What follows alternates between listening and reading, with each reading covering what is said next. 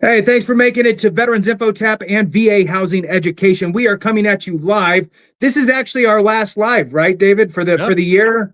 Yeah, so look, it's the last live of the year. We wanted to reach out to you, wish everybody a happy holiday season, and just kind of talk through a little bit about kind of where we've been, where we're at, where we're going in 2026, and also kind of just a reminder, a cognizant reminder that there's some of us out there that might need a phone call, might need just a check-in, like, I hope you're doing well. So if there's anybody out there in your kind of circle that needs that hello, reach out to them now. This is a very, very important time of year for a lot of folks, and hearing that means a lot, I think. So, hey, David, thanks for jumping on. I love doing these with you. So thank you for inviting me to do this, and we can make this happen. So I'm going to kick it over to you to talk about some of the things, that have happened. Well, I'll let you open it up, and then we'll go from there and talk about some of the back and forths. How about that? That sounds good to me. And yeah, thanks again for having me on the show throughout the year. I think definitely we've been able to help a lot of people both understand VA home loans, and then a lot of folks from my end understand about VA disability, right? And that's the point of these collaborations, is to really spread that information. And just like when I was doing research for myself, that's how I came across you and Clay, because it's just valuable information you just don't know every single day. And I would say that one thing that I'd like to touch on this year, which I'm still blown away, and I know you did a bunch of videos on that VASP program that went away. And this kind of talks about like the stressors that people have, because the VA had a foreclosure program. They got rid of it. They put a new one in. It's been 6 months, and still nothing has happened to help veterans. And, I talk to veterans, I would say, Jason, at least once a day, where they're like, hey, I'm in foreclosure. This is what happened. And it's mind blowing. And some of it, Jason, it's not even that the veteran missed the payment initially. It's because their VA disability property tax breaks got put back in place, and they couldn't make the payment, even though it wasn't their fault to begin with. And I did a video on that recently, talking about like Cook County in Illinois, where I'm at, or by me, where like they assessed some places 175%, where veterans were exempt from paying property taxes to now paying property taxes. And so, I love your insight on that, but I thought it was crazy because, one, it was signed into law already, so we don't have it. And then two, people going to foreclosure, even on things that servicers make mistakes on, or the county makes mistakes on. Because I did go to my county assessor the other day. Yeah, so yesterday. And I asked them, and they're like, hey, you need to double check, because if that tax bill is issued, even by error, you have to pay it 100%. Right. Yeah. That's a great point. And so for those of you out there, when you get your tax bill, even if you have your taxes and insurance impounded into so they're part of your mortgage payment, and you get that tax bill, and maybe it even says this isn't a bill, right, because it's impound. Look at it. Really look at it, because. Oh, I think Jason got cut there for a second, so I will jump in. He will probably jump on in a second. Not sure if he got his internet wasn't working too well on that piece, but what he was saying, though, I got it, was that when you're looking, like every year, they're going to send your tax bill. Oh, here we go. He's back in. All right, Jason, welcome back. Today's been one of those, but I was just explaining to folks that basically, like, even though you escrow, you still get a tax bill every year, right? And when you get that tax bill, you need to double check it to see if you are being assessed taxes or not.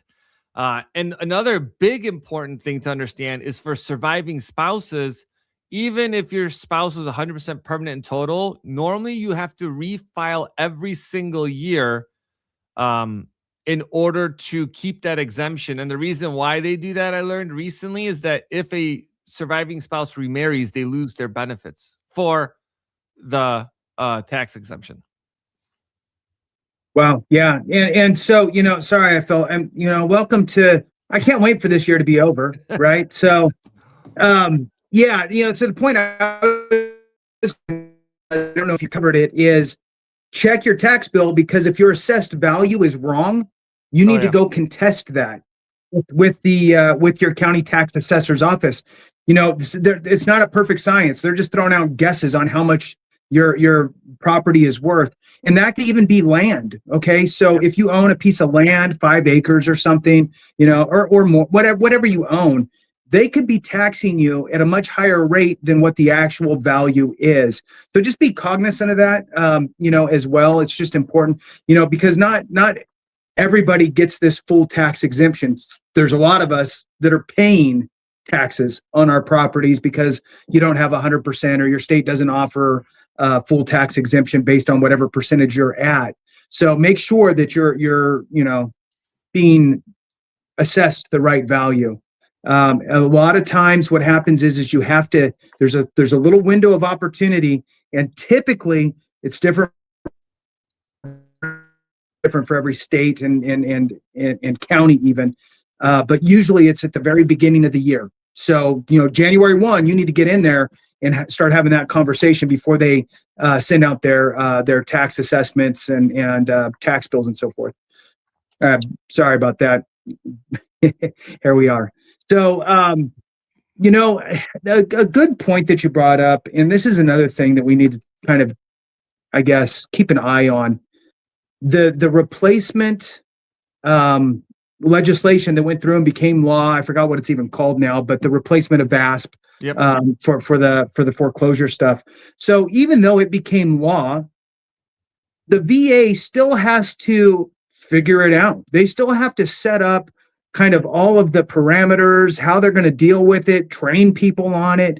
How do they function it? What do they have to do? What's their role in the whole process, and get it fully implemented and running. And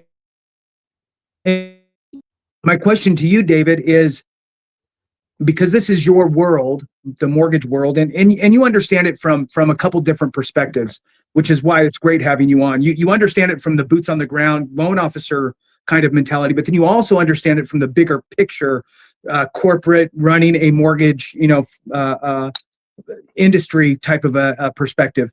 So my question to you is, how long is too long to go from law to implementation? I get it. The VA's huge, the nation's big, all of that stuff. But with it's actually less requirements actually for the VA Right. because they're removing VASP. So that was the Right. heading point. So what are your thoughts on that? Yeah. So initially, when they signed into law, I thought there was a provision in there that has to be implemented within 6 months. And we're approaching that in like 8 days as of right Mhm. now, and not even a single mention of it. I reached out to the VA also just because, we do a lot of stuff with them, and they don't even have a clue. Like, the guys are like, well, nothing's even been pushed out or even discussed at their level. I think that 6 months is too long because this program was there to help veterans. And now you think about it, like, people, since the law has passed, veterans have lost their homes, right? Mhm. Into foreclosure. Like, it's over with, right? Like, they don't Right. have it anymore. So how do you then try to take that back?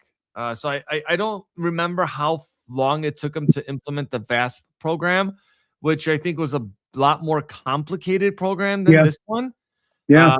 That I don't remember. I should actually look that up to see, like, when when the bill was passed and how long it took them to implement it. Seemed Uh, like it was pretty quick. yeah, that's what I feel like. It was announced and then it was like implemented. So Figure out what they were going to do, yeah, so, and so uh, again, I guess for everybody out there that's watching, this is why it's important. And here's the thing. I get it. A very small portion of us are going to end up in foreclosure or need that type of assistance. like However, 50,000 right now. right, it's to 50,000. So it's a big number. It's a big Right. number, but compared to 18 million or 17 Right. million veterans, that's a very small number.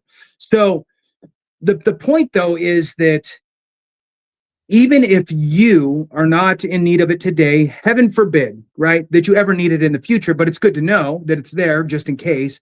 But also, almost more importantly, is so we can be that resource for somebody else, right? A friend, a brother, a cousin, a grandfather, whoever, right?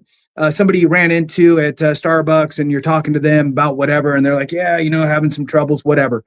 This is just one of those things. It's just another piece of knowledge that we can share, right? And it kind of goes, David, to everything that I always say, and I've been saying this for so long. If we don't take care of each other, something went wrong. And I truly believe it. I was saying this just so people know, I'm a former accredited veteran service officer, ran a team of accredited reps, did stuff from the state down. And I've been saying this for a decade before I did my first video on YouTube. So it's not like this is some new thought that I had. I truly have been preaching this for a very long time. So with that being said, if you're not subscribed to David's channel, you should absolutely do that, because we're going to keep following up on this type of stuff, and we'll know when there's going to be an implementation date. We're going to know, the ins and outs of it. And this is where we're going to get it from, right? We're going to get it from people like us. Quite frankly, the VA is not going to come knocking on our door saying, hey, we figured it all out. Here you go. Right. Right. Sadly, that doesn't happen. Right. So we have to get it from each other. All right. Did you have anything else you wanted to add on the foreclosure stuff before we kind of shift gears a little bit?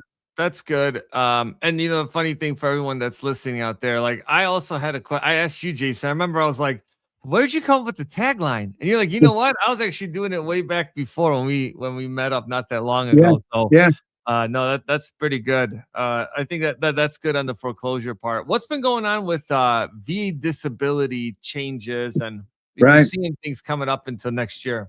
Right. The biggest thing, and we've been talking about it for a long time, and even with you on the channel, is, the rating schedule changes, and, it's a roller coaster, right? So the reality is that these things are going to happen. They were supposed to happen. And this isn't just us saying it's going to happen. This is the information that's pushed out through the federal government, right? Through the VA, through the Federal Register.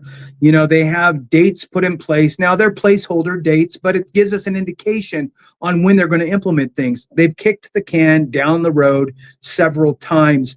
Right now, the last rating schedule that was changed negatively was the digestive system, and that was about a year and a half ago. Is when that one went into effect. Now we got 4 other rating schedule changes that, again, were supposed to really happen in 2025. But as you can imagine, imagine running the VA just for a second. I mean, it would be a nightmare. So not only are you running this gigantic organization, you're getting all of these competing priorities, right? From all over. The veterans want this. The administration wants this. Congress wants this. This is what needs to happen internally. And so you're fighting all of these different competing priorities. And quite frankly, you can only take on so much. So I believe that the VA just went, look, we gotta focus in, and we're going to work on these 4 or 5 priorities, and everything else can just sit. And I believe that's what happened. So now that the dust is starting to clear a little bit, I would imagine that these changes will go into effect this coming year, 2026, which is the rating schedule changes for neurological, respiratory, auditory, and mental health. Those 4 rating schedule changes. Now, for the most part, it's negative. There are a couple pieces in there that are good, but as a whole, it's probably like, I'm a big fan of the 80-20 rule, right? It applies so often. Everything, it's like 80% this and 20% that. So here we are, and we're looking at probably an 80% bad, 20% good is what's going to happen out of these rating schedule changes. But they mix it all together. So it yeah. So then they could talk about the good and just kind of skim over. So they'll talk about the 20%, right? And then just kind of move on. So I think that's one of the things that's out there that we need to kind of keep an eye on. The other thing, though, before we jump into what you can do today for that, is there has been so much noise, David, around VA benefits, which these are legally lawful benefits that were created by Congress for service members that served honorably and got out of the military and went on their happy way. And there's this whole menu of benefits out there. And veterans are utilizing the benefits that they earned legally. Granted, I get it. There's fraud out there, just like everywhere else. You know what? And shame on them. And I hope they get caught and I hope they go to jail. Okay. But the vast majority, and this isn't just me, this is actually the VA OIG.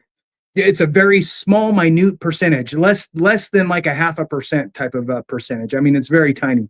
So with that being said, we are being, ripped apart, trying to be divided, and it's a horrific thing. And I'm just going to rattle off a couple of things and I want to get your thoughts on this.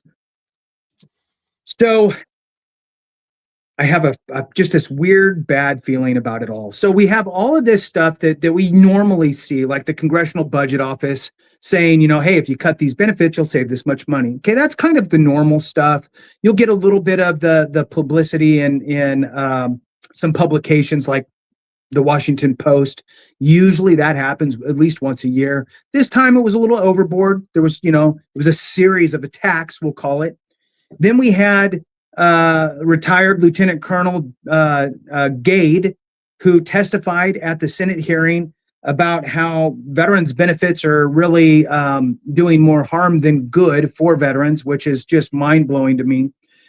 His rationale is way off base, and he comes from this position of really like he's up on some sort of a pedestal looking down at everybody and just shaming everybody for accessing the benefits that are legally there for them, which is I want to rip my hair out. It's like, how can you say this? I mean, look, I pressed the gas and went through the yellow light. There's nothing illegal about that. Right.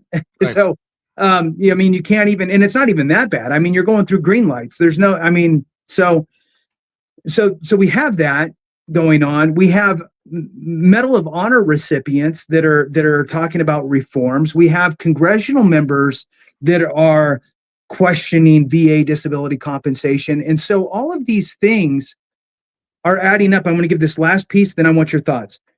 Then we have this piece of legislation, you know which one I'm talking about, that now calls for, and this just irritates me, because it's really a good piece of legislation, right? So now there's a piece of legislation out there that calls for a $10,000 increase per year for the most disabled of us all, right? So the catastrophically injured, and also some 1% increases over the next 5 years for surviving spouses. Great piece of legislation. And you know what? Great. That type of stuff should happen. Then the question comes, well, where does the funding come from to pay for this legislation?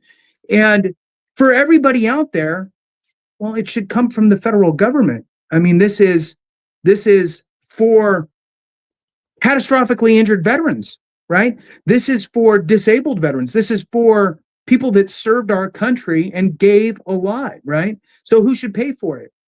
Okay, well, so, let's track it back and let's be honest. Probably taxpayers, right? Because that's where it comes from. So we do what we do so we could have the country we have. So then the taxes come in, and then, it's follow the ball. So surely it shouldn't be paid for by disabled veterans, because that would be weird, right? Wouldn't that be like the opposite of what this should be? Correct. I would think. But that's what they're saying, is they are saying, let's have disabled veterans pay for this bill, which blows my mind. So so now that I've painted that picture, right? I feel specifically, David, and then I want your thoughts on that bill, with all of the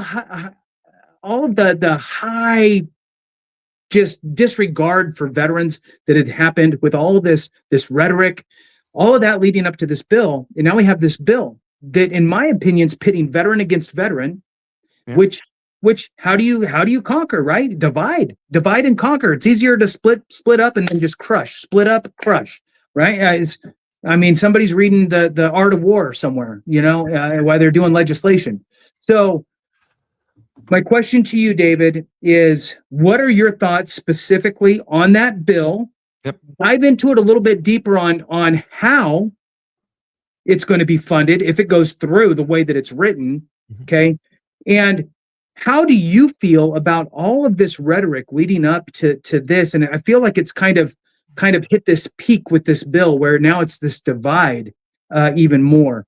So I'd love to get your thoughts on all that. I know it's a boatload. It's a lot. Sometimes it's hard for me to stop talking. Yeah, Jason, you're good at finessing all this stuff. Right. I'll tell you one thing. I think that a lot of the VA disability benefits and all of that, I think it's just a product of where we're at in society of like information, right? And a lot of people are talking about VA disability benefits more than they ever have, right? If you think about 20 years ago when the internet barely even existed, if it existed at that point, it was when I talked to veterans that, served back in Vietnam, they're like, I really didn't know I can file for VA disability, right? So we've had that awakening of VSOs and VFWs and channels like this where people are like, wait a second, I have access to all these benefits. And I think that a lot of these lawmakers are like, oh man, like we didn't realize that all these millions of veterans would be applying for VA benefits and then getting them.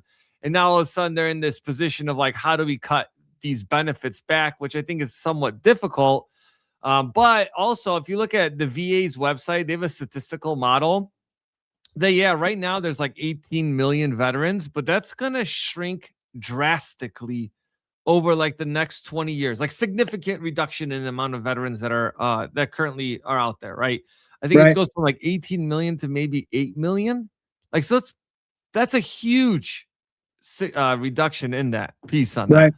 Right. So I just think just that whole awareness piece, and I think that's just kind of what's driving them crazy to figure out where they can save money.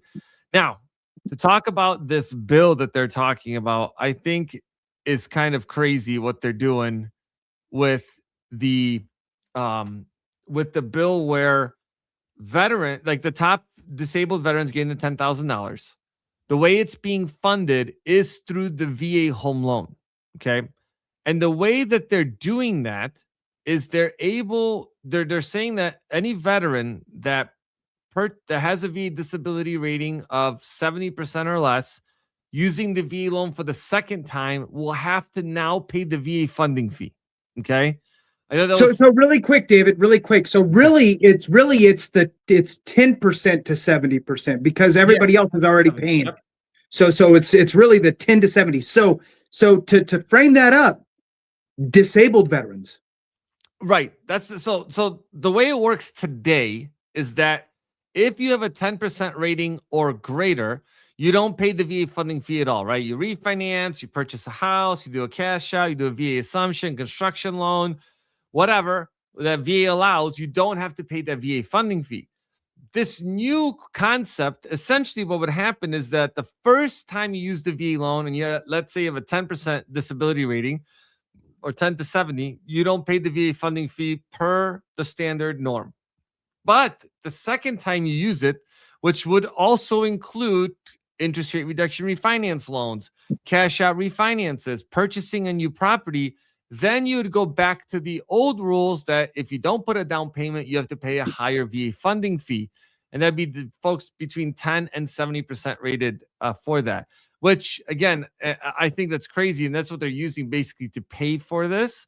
And I know we've talked about it before, but just kind of keep in mind, like one of those benefits is that it's a main benefit for veterans to use the VA loan, that they don't have to pay the VA funding fee if they have a 10% or greater rating. And what I do want to remind folks of, because I do get this question a lot, especially from veterans that never filed. They're like, yeah, I was thinking about filing, but, I got life, family, and things like that. Just remember, a 10% rating is all you need, and that could be hearing loss. I mean, it could be a lot of things could be 10%. Jason, you would know more of like some of the common things that veterans have, but I believe tinnitus is the number one VA disability rating given. Is that correct? Yeah, that and mental health are like the top two, and kind of they do this, right? Okay. And on that note, right, the rating for tinnitus is proposed to go away, which means that now you would be safe if you already have it, but anybody Oh, new filing for tinnitus would not be able to on a standalone condition. They're going to remove the code and everything. yeah. Oh, this is the bill. Someone dropped it. Yeah. So you dropped it in here. Yep. So the HR 6047. So yeah, look it up because like there's definitely some pieces to that. And so with some of these changes that are happening, let me ask you, is is it better to wait and file for your rating, or is it better Mhm. to try to lock it in now? Right. You know what? I love how you use the words lock it in. You sound like a lender. So here's my opinion on it. The longer you wait, the more likely you're losing money, right? Yep. So let's just take somebody who has no rating at all, right? I've been thinking about filing a claim. I didn't think I deserved it. That whole song and dance. And the reality is, yes, you do. If you served and you have a condition that manifested during service, is a result of your service, or made worse by your time in service, right? There's three kind of avenues there. If you meet that, you should absolutely file. Now, here's my key kind of point here, David, is file an intent to file. That is a placeholder. It gives you 12 months to develop your claim. In other words, get all the evidence you need. Do not rush this. I have seen too many times where veterans just get excited, right? I mean, it's like we all do. Once you know that you want to do something, you start doing it. You want to get it done, and don't shortchange it. Don't cut corners. Make sure you fully develop that claim. Get all the evidence that you need in, and then be able to file that claim appropriately. You got 12 months to do it. You're not going to lose a nickel. You have that placeholder for your effective date. Now, here's the key. Once you do that and you get awarded your claim, now I'm going to also throw this out there. Most of the people you see on YouTube that talk about claim stuff, usually they're just talking about, hey, this is what it takes to get your service connected, right? You're going to get service connected. These are the things you need to do. Service connection, service connection, service connect. Cool. Yes, we get it. Service connection. That's a good thing. You must have that. But there's actually two other things that you should focus on in your development of your claim, in my opinion. And again, former accredited veteran service officer, did it for 10 years prior to even doing a video on YouTube. So when I think about a claim, David, I think about accomplishing three things. One, service connection, obviously. So I need that evidence. Number two, I need to supply the correct evidence to get the appropriate rating as it relates to the rating schedule. Okay. Because just because I say I'm diagnosed and I show my diagnosis and I show my service connection doesn't necessarily mean that they're going to be able to look at that and figure out exactly where I fall on the rating schedule. So I would work with my doctor with the rating schedule, get the information from the rating schedule into my doctor's notes, or have them complete a DBQ, disability benefits questionnaire. That's what that form is actually for. And really make sure that I'm hammering home the severity level, again, as it relates to the rating schedule.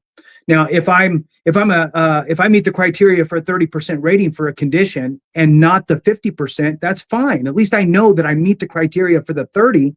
So let me make sure that I document that exact criteria, because the VA is looking for that. If they don't see it, then they're going to drop you down to the lower one. Now, you can roll the dice and hope that you can, get it done in the CMP exam, but that's not the preferred method, right? The CMP exam should just tighten the screws on what you've already submitted. Don't rely on it to build your case, if that makes sense. So number one was service connection. Number two was the appropriate rating. Now, the third thing that you should absolutely be working on when you submit your claim, and this is, again, you don't hear this, at least I don't see it to the full extent of this is what you need to focus on up front, is proving that your condition is static if it is. Okay. So if your condition is a condition that is like, I've been going to the doctor for the past 7 years for this condition, it has not gotten any better. We'll just use migraines. So I've had migraines for the, been rated, or not even rated because you're filing your claim. So, but I've been treated for migraines for the past 7 years, and it's been exactly the same bad the whole time. I want to make sure that I document the severity and that it's static for that length of time, more than 5 years. Why? Because the VA is looking to see if your condition is static or not. Now, if you just provide my last month's medical records and there's no mention of I've been being seen for 7 years, right? Then the VA is like, okay, cool, you got migraines, cool, you got diagnosed, cool, we got your severity, but we're going to put you on a plan and we're going to see you back here in the next 2 to 5 years for a re-examination, because we don't have enough evidence to say that your condition is static. So now you have a re-examination. If you have a re-examination, you have a potential for a decrease. So it's smarter if your condition is in fact static and your doctor says that it is, you want to put that in writing from your doctor. You want your doctor to do it. You want medical evidence that supports that your condition is in fact static. Again, you submit a claim that's accomplishing those 3 things, David, right? Service connection, check. Severity, get the appropriate rating, check. Oh, it's static, check. No future examination. This is a smart claim. This is setting yourself up for success. You're not having to file an HLR. You're not having to file supplemental claims. You're not pushing it to the board, spinning your wheels, having all of that headache. So it's just so important. Now, to just one more thing on your, I know this is a long answer. So should people file their claim now? Yes. And in the event that the rating schedules change and open up the door to maybe a potentially higher rating, well, now you're ready to do that. You file for an increase based on the current rating schedule, whatever that is. But at least you have a rating today. That is the most important thing, is get into the system, get your rating done today. Now I'm going to flip the script for you, David. Uh-oh. Can I add to it? Go for it. Go. Yeah, let me add to what you said. So when I talk to a lot of folks that are I talk to a lot of folks that are transitioning out of the service. So a ton of people reach out like, hey, I'm getting out of the military. I want to buy a house. And then I ask them like, hey, so you're filing your BBD claim? And like, yeah, I have. And I'm like, all right, have you reviewed the CMP exam? And they're like, or the DBQs. And they're like, what's a DBQ? And I'm like, so you didn't do any research. And to your point, and why I when you said that, I was like, man, like, because the difference between mild and moderate, do you know the difference between mild and moderate back pain? That can be a difference between a 30 and 50% pain. So when you review your documents, you're able to tell that. And it's just the smallest, like, 3 out of 3 days out of the month versus 5 days out of a month of having migraines are 2 different ratings potentially, right? And that's why it's so important. It's just like you're doing research, just like you research a home loan, just like you research buying a car, right? You're researching what it is that you're getting into, right? You're gathering that intelligence to be like, what questions are they going to ask me? And the other bigger part, I think, especially if you've done a CMP exam before, is the lack of questions they ask you. Yes. Right? That's probably the biggest, because like you go in for eight things and they spend 15 minutes with you on all 8. You're just like, are you kidding me? Like, that's what happened. Like, I don't know if you recommend bringing a DBQ in with, or like one that you've like already went over, just to be like, hey, I just want to make sure we cover everything, because I may have a memory problem. Right. Yeah, absolutely. That's a good point. And I have my shorter answer. Uh-oh. So I know. So yes. So the tip for a good CMP exam experience, right, for a veteran, is 1, make sure that you actually put in the work up front when you filed your claim and you did everything appropriately and you took the time to develop that claim. Why? Because it helps your mind understand exactly what you're putting together. And when you know what you put together and you show up to the exam,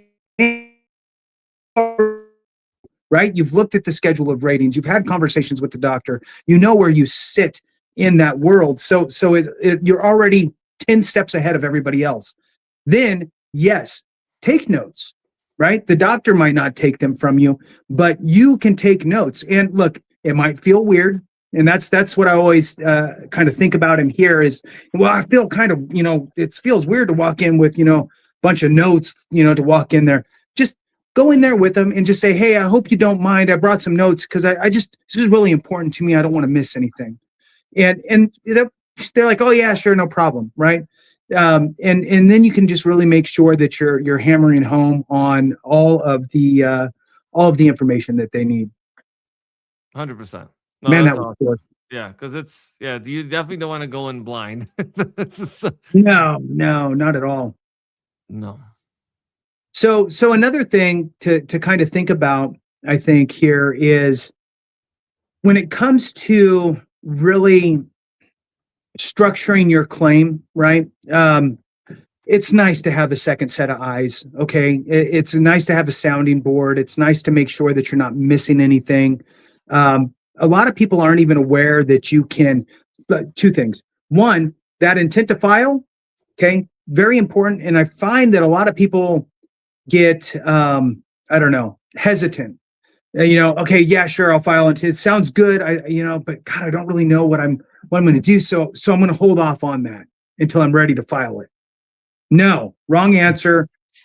File it right away. Why? Because it's really nothing. It's a super easy form. It's essentially your information, and it does not ask you for specifics. It is not asking you for what you're going to file for. Okay, what in the sense of what conditions. What it does ask you is what type of claim are you going to be filing? There's two choices: compensation or pension. Okay. Compensation is your disability compensation, your bad knee, back, I got migraine, sleep apnea, whatever. So typically that's going to be the one that you're going to be filing for. And that's the one that most of us always talk about. So you just check the box that says compensation. You can also file an intent to file for dependency indemnity compensation. Now the pension side, a lot of people don't know. Pension is it's the stupidest name for this benefit, but it's called VA pension. It sounds like it's a retirement for VA workers. Right. It is not. It is a low and no income safety net program for veterans and surviving spouses. So if you are low or no income, you could potentially get pension from the VA. Basically, it just brings you up to the poverty level. If they determine that your maximum, just to give a quick example, if the VA determines that the maximum allowable pension rate for you and your circumstances is whatever, $30,000 a year, and you're getting your total income is from SSDI, for example, and that is $15,000 a year, what they'll do, the VA, is they'll pay you the difference, $15,000 a year. So $15,000 from SSDI, $15,000 from VA pension creates that maximum pension rate of $30,000 combined. You get the 30. So it's broken down on a monthly payments, of course. So it's a safety net program out there for folks. And so you can also file your intent to file for that, and you can check pension. So the bottom line is intent to file, super easy, very minimal information. Just the only thing you have to tell them is if it's a compensation or pension claim.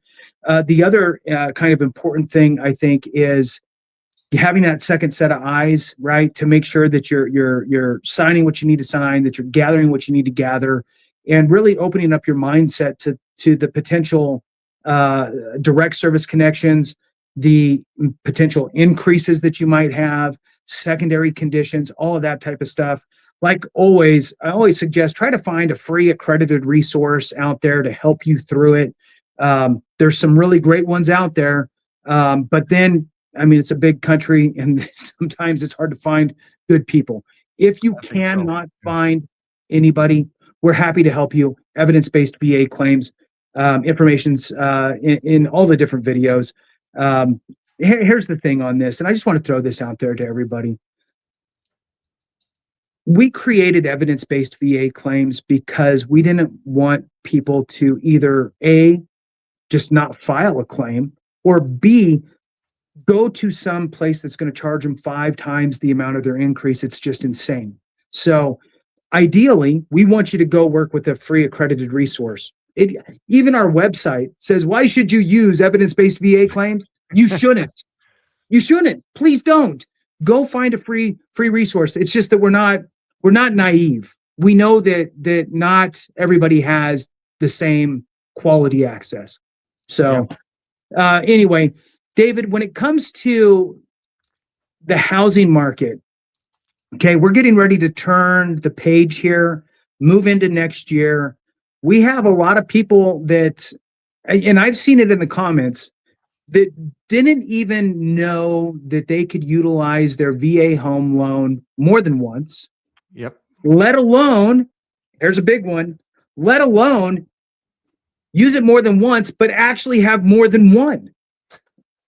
Have multiple VA home loans out there on different properties. It blows my mind because it doesn't even sound possible. And I go back just in my lifetime back to first understanding the VA home loan and putting myself back in those shoes and hearing myself say this today. The me then, mind blown, just like, right. Wow, I had no clue, right? I pretty much thought it was a one-shot deal. So please explain to people out there some of the advantages, how you could utilize it more than once, that type of stuff. Yeah, for sure. And that's another great thing about doing videos like this and like on the channel VA Housing Education is that we cover every aspect of a VA home loan. So if you have a thought of like, hey, how do I get into home ownership, right? Am I eligible? Because there's veterans out there that are not eligible. As crazy as that sounds, they're not eligible for the VA home loan. So I'll kind of give you a big overall picture of the benefit from a high level. So like Jason mentioned, that your benefit is a lifetime benefit. We've helped people as young as 18 and as old as 87, currently the highest age, using the VA loan for the first time and becoming a homeowner for the first time. So, which is crazy. And that's thanks to the channels like this, where they're like, oh, wait a second. I thought my VA loan expired because there was a time that it did expire. Right. Wow. So the problem is that the information gets passed on from battle buddy to battle buddy. Right. And then like I'm over here trying to explain something to people and they're like, well, that's not how it works. Like I know this. And I've been in the business for 30 years or 20 years. That's not allowed. And I'm like, no, things have changed or you just have wrong information. So one, lifetime benefit that you can use it. The only way that your spouse can use the VA loan is if you pass away from a service-connected disability. And that's why it's important. And Jason, I see a lot more veterans these days are going back, even though they're 100% permanent in total, to get an additional condition added like heart disease or TBIs, just because like that can manifest to other things. And if you pass away from that, then at least your spouse will get your indemnity compensation. Right. So not only do they get a monthly stipend, they also will they also get the VA home loan, which is a big benefit. If you want your kids to get a VA home loan, technically, if you buy the house, and I'm not an attorney, put it in a trust and then have them move in there and give it to them, you can do the same thing, right? Right. So there's a lot of different ways you can use that. And with that second part you mentioned about, you know, having multiple VA home loans. So next year I did a video talking about the VA loan increases for next year. And why I say increases is one, there's two sets of VA rules. The first one is that if you don't have an outstanding VA loan right now, right, or at the time of buying a new one, like you're selling your current place, but you're going to sell it and buy a new one, technically there's no limit. Like you want to buy a $5 million juicy house, as Clay says it, you can do that with no money down as long as you have the finances to pay for it. That includes single family, multifamily properties, new construction. You could build a barnomium. You could buy a farm if you want to with the VA loan. There's so many things that you can do with it.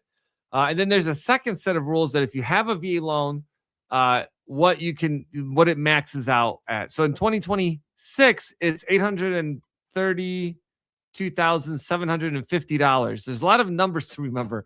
So that's gonna be the new limit. So if you bought a place for $432,750, you still have $400,000 to buy another house with no money down. I mean, think how crazy of a benefit that is, where everyone else out there has to put 5% down, 10% down.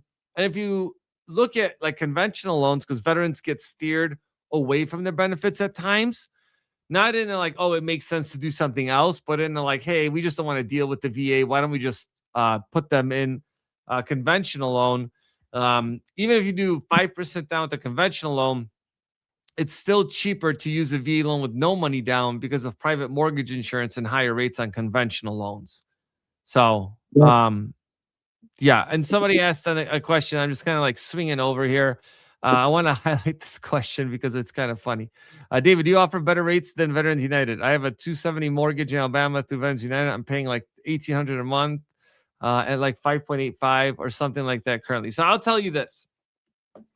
So I have a lot of folks that reach out to me, and obviously big companies spend a lot of marketing dollars. And Jason, when someone spends a lot of marketing dollars, how do they recoup that money? Right. By You know what I charging like to think of? Casinos. casinos. Yeah. Yeah. So it's kind of, so I'll tell you that we're very competitive. And like, I just talked to somebody yesterday because he was like, hey, I'm already pre-approved with the company, might have been mentioned. And I'm like, have him send you a loan estimate. Like, just do me a favor. Because he's like, I don't want to work with you, but I reached out to you. I'm like, just send the estimate. Just do that me a favor. I'm like, and like, this is what they're gonna do when you get it. And he's like, all right, fine, whatever. And so the next day he texts me. He's like, yeah, you're right. How can we work together? Because like you saved like $8,000. And so anyways, so it's just like you save a ton of money because we don't have those marketing costs associated with it. So always happy, and I can help you across the country. You can schedule a call with me down below or go to my channel. All my videos have a link to schedule a call with me, and happy at least to go through some options because Jason, not everyone's ready, right?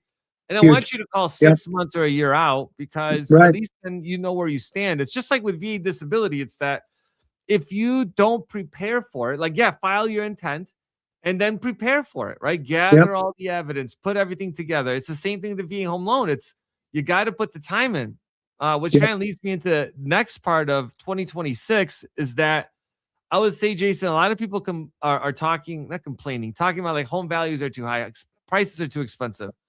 But what I'll tell you is that most people that say that can become homeowners, it's the issue is their spending habits.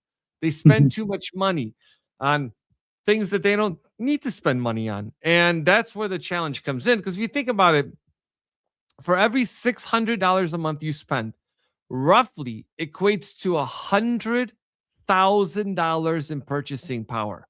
So that car that you have, that's $1,000, is like $175,000 mortgage that you can have. Right. And the push to file for disability by understanding what the county allows for property tax breaks is that you're like, oh, well, if I cut back, sell my car, and just buy a car cash for $8,000, now I don't have a car payment. I filed for my disability. I work with someone that could help me get through that, maybe get an increase or rating or whatever you need to do with it. Then you understand like, oh no, I can get to 100, which a lot of people have recently for some reason. They've gotten to it.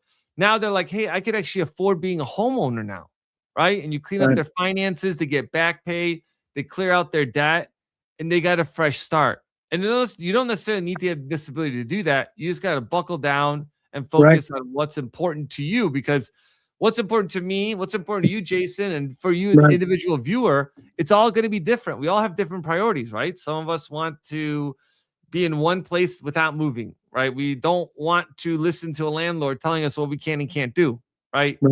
It's a lot of power in taking control of your financial future.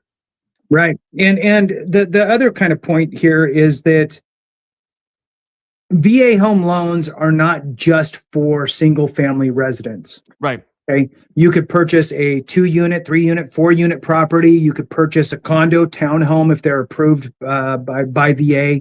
Which, by the way, we do those VA condo approvals. There's no additional cost to you, which other companies charge you like $1,600 to do that. And we do them all the time. So you can literally buy any single condo you want. And for the older veterans, you can use a VA loan with a condo for VA condo approval in 55 plus communities. Just important to know. Oh, nice. Yeah. See, so look, and here's the thing. It's kind of like there's two different, there's all kinds of different groups, but we have the younger veteran who's getting into their first home. right? Then you have maybe an older veteran who wants to downsize. The kids moved out, everybody's out of the house. It's you and your spouse, and you have 5 bedrooms and, all this stuff. Maybe you want to downsize, right? So now you could go ahead and move into a smaller home or a condo or, 55-year and up community type of thing. Then also, guess what? Your VA home loan on your other home is assumable. And if you want to let a child or other family member assume that loan and carry that one on because they want to move into your house, well, there you go. So there's a lot of different options when it comes to it. One of the things I wanted to talk about real quick is you mentioned people getting rated to get their conditions recognized by the VA in the event that they were to pass away, so that way their benefit could be carried on by their surviving spouse. So what I want to throw out there to folks is, for anybody out there who has life insurance on themselves, right? It's not cheap. And the older you get, the less cheap it is. It costs a lot of money you try to get a $500,000 policy or $1 million policy when you're in your 60s, 70s, it's ridiculous. However, the point that David made about dependency indemnity compensation, the point here is that if you have a service-connected condition that basically attributes to your death. Okay. Now, the way that this works, dependency indemnity compensation, let me throw out a couple of dollar figures for you guys real quick so you can really understand what this is. I look at dependency indemnity compensation kind of like an insurance policy. Okay. Like an insurance policy that pays out like a monthly annuity. Okay. Yeah. So you don't get this big lump sum. You just kind of get this monthly thing. But it's also impacted by COLA.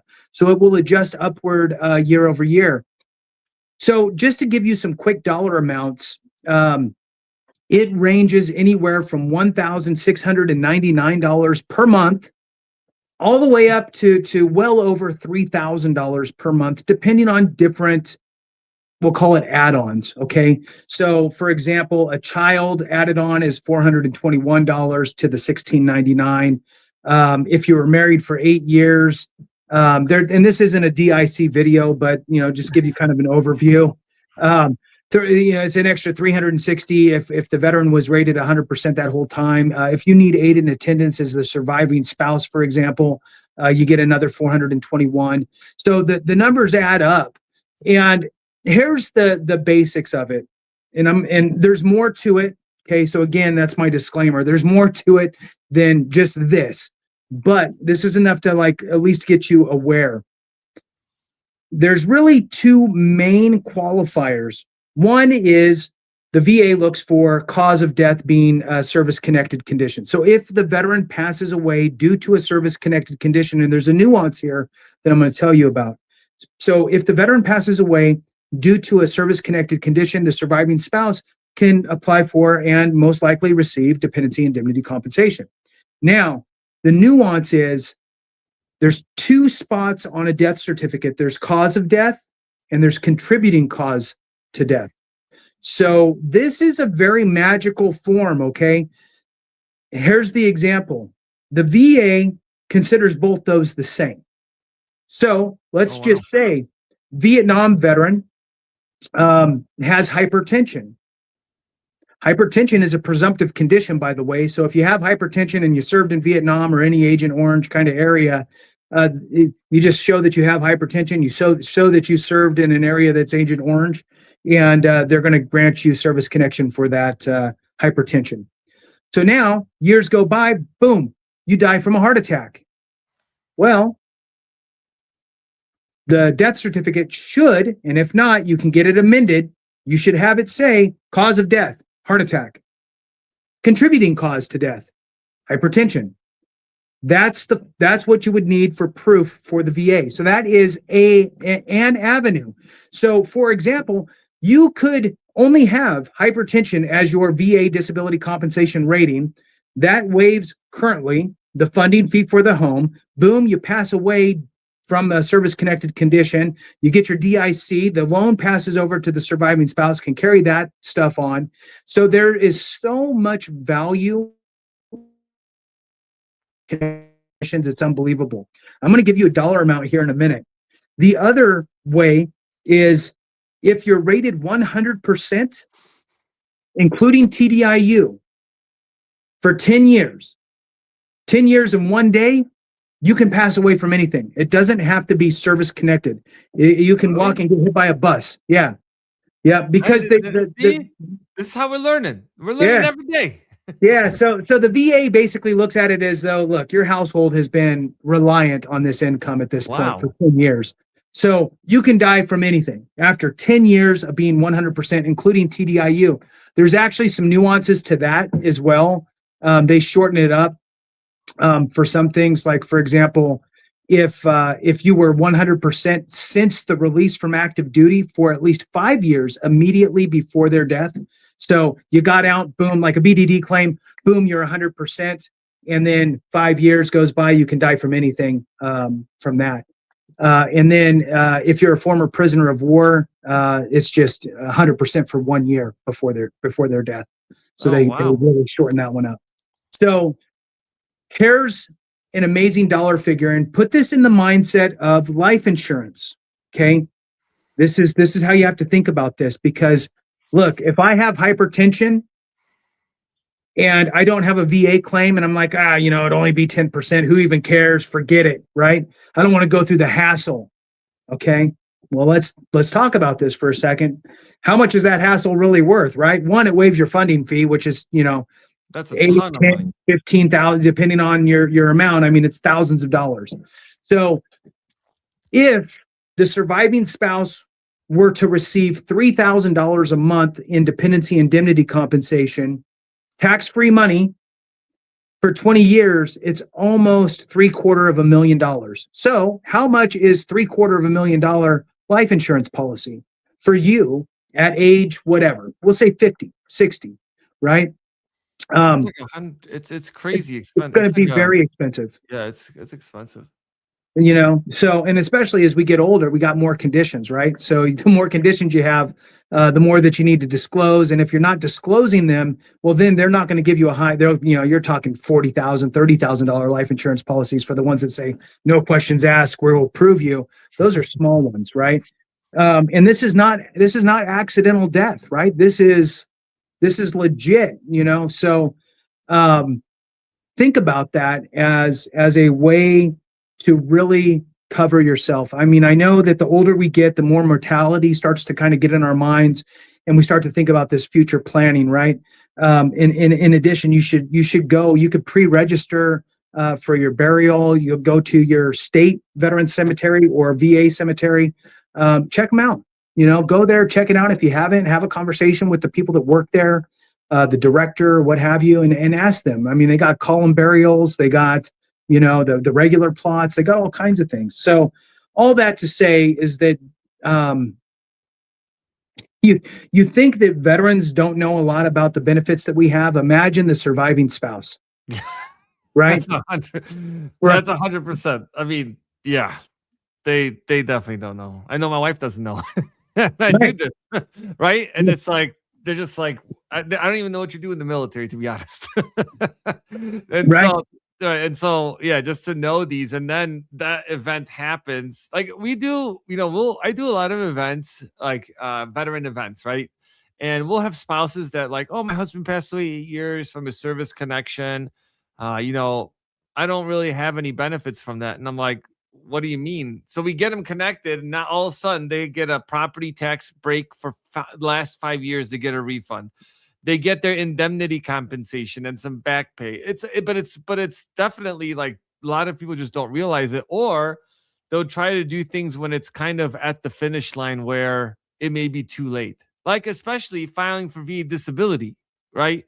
We'll have folks that like are on their deathbed are like, hey, I need to file my VA disability. And so you kind of have those things you want to be ahead of. So, but no, I think we talked about a lot of good things, Jason. We'll get things wrapped up. We've been on for a little bit over an hour.